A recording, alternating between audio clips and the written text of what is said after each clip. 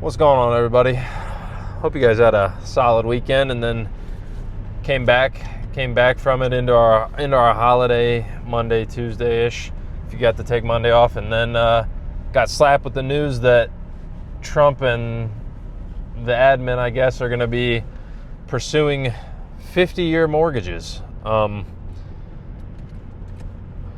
don't know what your first reaction to that was, but mine was like disgust, like recoil and disgust to hear that even be floated. Already as it stands, the standard is basically 30-year mortgages. Yeah, people take 15-year mortgages, but not typically. I think 30 is the most common loan product by a long shot. But apparently the Federal Housing Administration, and I think it's Pulte is the head of that now. And if you don't know who Pulte is, I had the pleasure of working for his company at one point, I do believe, when we were doing residential subdivision design and stuff. They're a home builder, subdivision, home type developer. And you can see where this guy's interests lie, obviously, in pushing for this as a product and as an achievement, I guess, that he's trying to sell this and supposedly successfully sold it to Trump. With the amount of backlash they're getting out of it, maybe this will all just go away and nothing will come out of it. But I want to talk about it regardless, because to me this is like I said, disgusting, but kind of just scary shit overall. Real estate and the real estate market in general is kind of just in a mess, in a quagmire of too high home prices. Home prices have been too high for a hot minute now, since been 3 or 4 or 5 years after COVID. After like the initial burst of COVID, we've been in elevated home prices. Home sales are down because of this. Rates are too high. That combined with the home prices is just unaffordable as all get out. And overall, people are getting brokered by the day. Like not very many people are getting ahead in this environment right now, especially if you're a first-time home buyer. I think the average first-time home buyer, the age of the first-time home buyer is like 40-some years old or something crazy like that. It's like, if you're like 30 with 2 kids, I guess you're just screwed. Like, have fun living in an apartment because you can't afford to buy a house. You got to move to somewhere like kind of where I reside out here in the middle of nowhere, I guess, to buy a home that's about $300,000. That's a pretty nice home for what you get. Can't live in any of the big cities. Just forget about it. I guess you got to make $200,000 to afford a house these days. But this problem, real estate wise, combined with inventory, as in people are stuck in golden handcuffs with home prices that they bought before they ran up 50% with 2 and 3% interest rates. And I'm being generous with 2. I guess most of them are probably around 3, but still 3% instead of, my house was 6.75. I think average right now is around 6.5, 7, something like that, depending on credit. People can't afford to move. There's no reason to move. The prices suck. The rates suck. The only reason to move is if you absolutely have to. Otherwise, you just shouldn't do it, generally. So nobody's moving. So nobody's selling homes, and nobody can buy them. So we're hitting like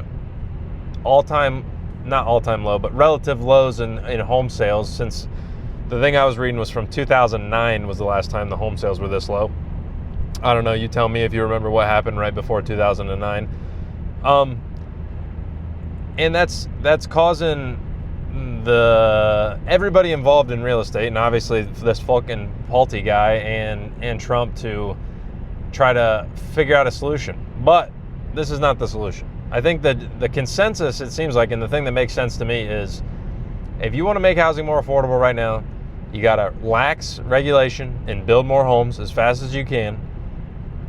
It's going to take too long anyway. You're not going to solve it that fast. And otherwise, you got to quit printing money, inflating the fucking price of homes. You already did it. It's too late. I mean, they're already so high. A market correction might come. I don't know. People around me, it seems, especially older people, seem to be stuck in this thought process of home prices are never coming down. And it's like, I'm sure everybody thought that right in 2007, 2008, right before everything went to shit too. Like, it can happen. They can come down eventually. They will come down at some point. By how much and when and all those variables, who knows? We'll see. But there's only a couple ways you get out of this without just doing insane shit like this. A 50-year mortgage is not a solution. A 30-year mortgage is bad enough as it is. You take a mortgage when you're 30, and in theory, you want to pay it off you're 60. And the problem with the 50-year isn't necessarily the term, because I know people have already started arguing. It's like, well, most people don't stay in their first time, like their first bought house for their whole life and all these things. It's like, that's not the problem. I'm listening to some dumbass make a video on Twitter about, well, you just buy a house and your payment's a couple $100 lower for the 50-year mortgage, and then 5 years later, the house is appreciated by a couple $100,000 in value, and then you have all this equity in the home. And it's like, dude, if the home prices keep going up by hundreds of thousands of dollars every 5 years, we're all fucked. That isn't a solution. You can't bank on the equity in the home going up as you sit there and wait around for 5 years and pay damn near interest-only payments on your mortgage. An example, my house I bought for $210,000, 10% down payment, 21 grand. The loan's $189,000. I was looking earlier because I wanted to make sure I was right on this. My payment, we pay $1,300 a month. The actual payment that we have to make is like $1,243 or something like that. $241 goes to the principal. The other $1,000 goes to interest. Now, if you take that and turn it into a 50-year mortgage, your principal payments at the beginning, because we're still in the first year of this mortgage, go to like negligible, almost zero. Like, we're talking like $50 to $100 on the actual principal. It's nothing. You're not building any equity in this home. The only equity you're hoping for is what this guy's talking about in some TikTok video where he doesn't know what he's talking about, trying to mislead people, I guess, into just hoping for home appreciation. That hope is not a plan. I don't know where the quote's from, but if you've heard the quote, I know somebody said it before. I'm not coming up with that off the top of my head, but that you just hoping your home value goes up is not a sustainable way to do things, not a safe way to do things by any means. And it just seems like, I don't know who's in charge. Obviously, this Pulte guy, I don't know if he came up with this by himself. He obviously has some people around him, but nobody in the room is just like, hey, dumbass, no, let's not just keep stretching people into infinite debt. That's not the way to solve this problem. Like I said, I mean, average home price, I've seen multiple people break down the prices, so forgive me, these are generalizations, but right now, median home price, average home price around 400 grand. And if your mortgage is at 6-7%, you're looking at, I don't even know the actual cost of the mortgage. It's got to be 20 some $100, almost $3,000 a month. But the real problem isn't that. It's the amortization schedule, if you know what I'm talking about. How much interest you're paying relative to principal. And the numbers basically were broke down as this. So if you have a 30-year loan, 7% on a $400,000 house, you're paying about $560,000 in interest over the lifetime of that loan, that 30-year loan period. So for your $400,000 house, you've now paid $960,000 on just the loan value, what it costs for you to borrow that money, over what the home cost in interest because you took 30 years to pay for it, right? If you pay it over 50 years, you pay $1.116 million for a $400,000 house. So you pay double what the 30-year mortgage interest was because you stretched it out 20 more years. I mean, that makes sense.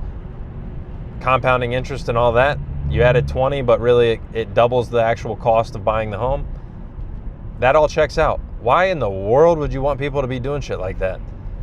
And I don't want to get too much into it in this video now, but now they're talking about rolling mortgages over from property to property, which I don't necessarily know if that's a bad thing or not, but it seems like we're just attacking all these problems from the worst way possible of just like, we won't ever solve the underlying problem in the sense that everything's too expensive. We keep inflating the currency away into oblivion by the government just spending ungodly amounts of money. And we won't build new homes. We just keep slowly building homes just to keep the supply like at a break point where everything can just keep going up in price indefinitely, I guess. But yeah, stretching the loan term out 20 more years isn't going to solve this problem. Every person in real estate, I love seeing it, especially on X. It's funny to watch somebody, like, you can tell they're in real estate just by their profile picture, but they're like this 50-year mortgage idea isn't that bad. This might be a pretty solid idea. Obviously, the Pulte guy, the home developer, the guy building the homes and selling homes for profit is like, hey, this is a great idea. Trump, obviously, pretty heavily involved in real estate. Who knows what the fuck he thinks about it if somebody just told him it'd be a good idea and he signed off on it and was like, I'll fucking post it on Truth Social or whatever. Who knows? But it seems like on the face, just dumb as shit. Like, I don't know why you would think this is a good idea. All the real estate people are like, great idea, just keep pumping this. Just keep the real estate market up. Just prop it up, or whatever you can do. Just keep the Ponzi scheme going where we just keep dumping federally backed loans. And then when it all crumbles, what do? We'll bail the fucking banks out again. I'm sure that's the end game for these people. Like, where else do we go? I mean, what's next? I know the meme was going around. What's next? 15-year car loans? I know that. I read that at first and I was like, dude, no fucking way. And thank God it was fake, because I was like, dude, it's not that crazy anymore. I mean, people are taking 7-8-year car loans right now. In 10 more years, it's gonna be a 10 to 15-year car loan, because your Honda Accord, your Toyota Camry is gonna be $100,000 in 20 years. Like, at the pace we're going, this never ends. This just spirals out of control and just speeds up of how bad it's getting and how fast it gets to the end, I guess. I don't know how it ends, but it's not going to be pretty, I'll tell you that. Overall, I'm kind of just overall disappointed with the tact we're taking here, especially in terms of like, hey, here's some serious problems that regular people deal with. Regular people can't afford a house. First-time home buyers can't buy a home. I was able to do it. I live in a place where obviously my house costs about half what the median home price costs. I mean, yeah, you can't live in these cities. You can't live in a suburb if you're buying a house. I mean, me and my wife make plenty of money for where we live, and it still doesn't feel like we're getting that far ahead. And I mean, my goal was, I want a mortgage that I could go work at Walmart and I'll work overtime and shit, but I can still pay the mortgage if I had to. So that's what we did. And I think we got a pretty good deal, and we put the effort in and got lucky, honestly, in the end. It worked out. A lot of people aren't so fortunate, and I feel bad for them, because honestly, it probably is disheartening. It's annoying. It's frustrating. And overall, it seems like the people at the top, whoever you want to blame it on, it doesn't really matter. I mean, I don't think this problem gets solved at all, ever. I don't necessarily know how to solve it, but this seems like an obvious not way to do it. And I'd like to know what you guys think.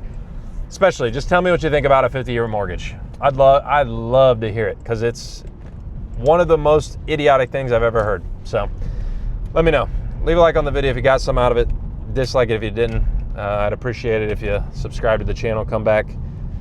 We're trying to make some videos like this on the way back home from work every day, and I'll keep at it. Catch you guys later.